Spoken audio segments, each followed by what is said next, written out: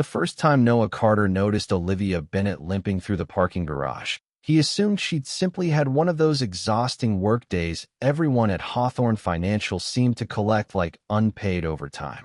The downtown Chicago office tower had finally emptied after another 12-hour Thursday, its glass walls reflecting the orange glow of a fading sunset, while employees hurried toward elevators, trains, and families waiting at home.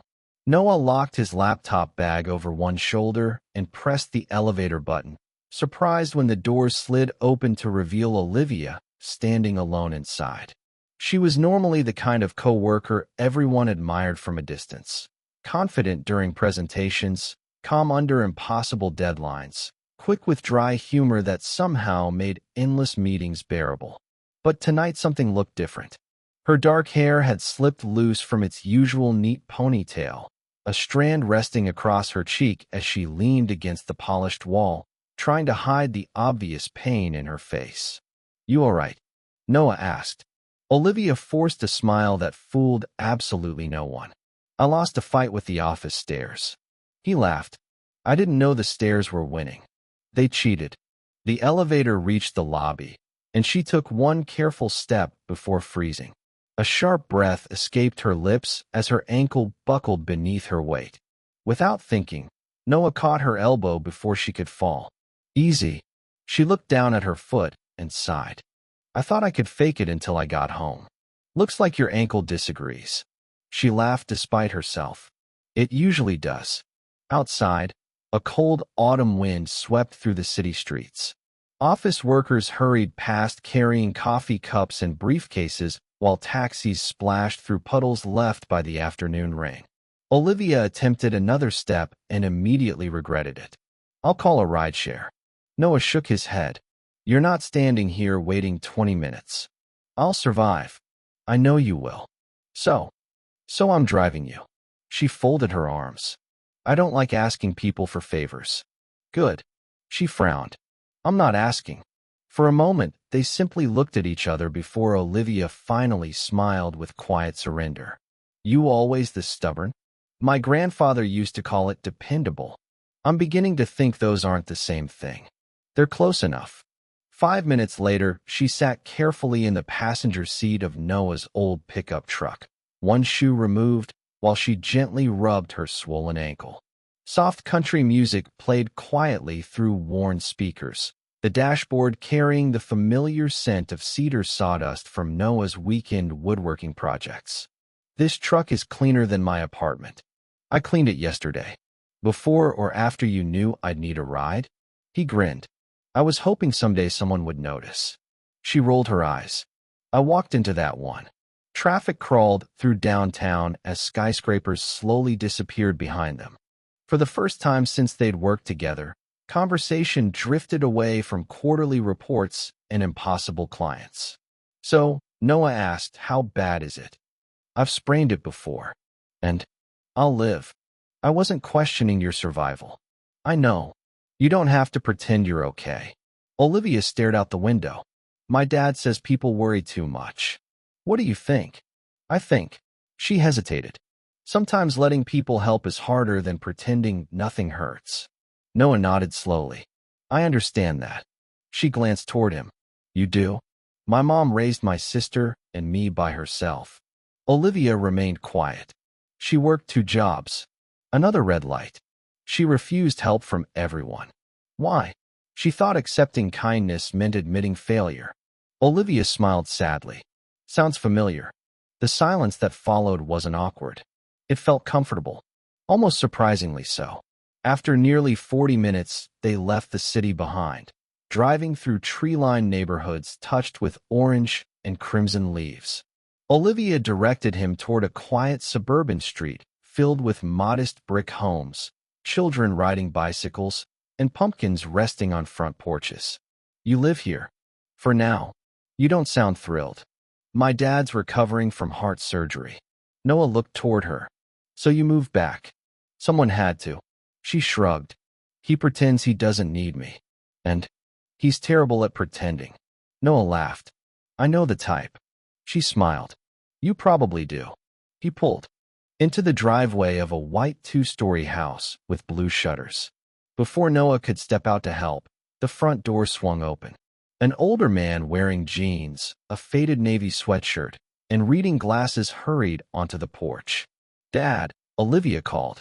The man noticed her limping immediately. "What happened?" "Twisted my ankle." He rushed down the steps faster than someone his age probably should have. "You all right, sweetheart?" "I'm fine." He looked unconvinced. Then his eyes shifted toward Noah. For several seconds, neither man spoke. Instead of suspicion, instead of awkwardness, the older man smiled, walked forward, extended his hand, and gripped Noah's firmly. "So," he chuckled warmly, "you're him." Noah blinked. "I'm sorry." The man laughed. Finally, Olivia's face turned bright red. "Dad." "What?" "No." "What?" Noah looked from father to daughter, completely confused. "I think." He smiled awkwardly. "I'm missing part of this conversation." Olivia covered her face with one hand. "You are." Her father refused to let go of Noah's hand just yet. For the first time that evening, Noah realized driving his injured coworker home might have been the beginning of something neither of them had expected. Olivia wanted nothing more than for the driveway to open beneath her and swallow her whole. She had spent months carefully separating her professional life from her personal one, making sure no one from Hawthorne Financial ever saw the small house where she had grown up, the chipped flower pots her mother had painted years before she passed away, or the father who never met a stranger without immediately treating them like family. And now, somehow, all three worlds had collided in the span of 30 seconds. "Dad," Olivia said through clenched teeth, "would you please stop confusing my coworker?" Richard Bennett finally released Noah's hand, though the grin on his weathered face never faded. "I'm not confusing him. I'm welcoming him. You've never even met him." "I know." "Then how can you possibly say you're him?" Richard looked genuinely surprised by the question. "Because I've heard about him for almost a year." Olivia's eyes widened. "I have not talked about Noah for a year." "No. No." Richard folded his arms. "The guy who stayed late helping your team finish the Henderson proposal?" Olivia blinked. "Yes." "The one who fixed your computer when IT couldn't get there until Monday?" "Yes." "The one who brought coffee for everyone during that 70-hour project because he knew nobody had slept?" Noah rubbed the back of his neck, clearly uncomfortable. Richard continued. "The one who convinced you to actually take your birthday off after working 3 months straight?" Olivia opened her mouth. Nothing came out. Richard smiled victoriously. "I may be retired, sweetheart, but I still know how to pay attention." Noah laughed softly. "I didn't realize I'd made so many appearances at dinner." Olivia sighed dramatically. "Apparently neither did I." Richard stepped aside. "Well, don't just stand there. Come inside." "No, sir," Noah replied politely. "I should probably get going." "Nonsense. It's getting late." "So, I've already imposed enough." Richard shook his head. "The young man drives my daughter 40 minutes home after she hurts herself, and he thinks having dinner is an imposition?" He looked toward Olivia. "Did I raise you around people with terrible manners?" Olivia smiled despite herself. "Probably." "Then both of you are staying." Before Noah could politely decline again, the unmistakable aroma of homemade beef stew drifted from the open front door. His stomach betrayed him with a quiet growl. Richard heard it. Olivia heard it. Even Noah heard it. Richard tried not to laugh. "Tough decision." Noah chuckled. "I skipped lunch." "I thought so." Olivia smiled for the first time since arriving. "You're outnumbered." 20 minutes later, Noah found himself seated at a worn wooden dining table that had clearly hosted decades of birthdays, holiday meals, and family conversations. Framed photographs covered nearly every wall. There were pictures of Olivia as a little girl missing her front teeth, middle school science fairs, high school graduations, and one photograph of a younger Richard standing proudly beside his late wife, Emily, both laughing at something outside the camera's view. "You have a beautiful family," Noah said quietly. Richard followed his gaze. "She made this house feel alive." Noah nodded respectfully.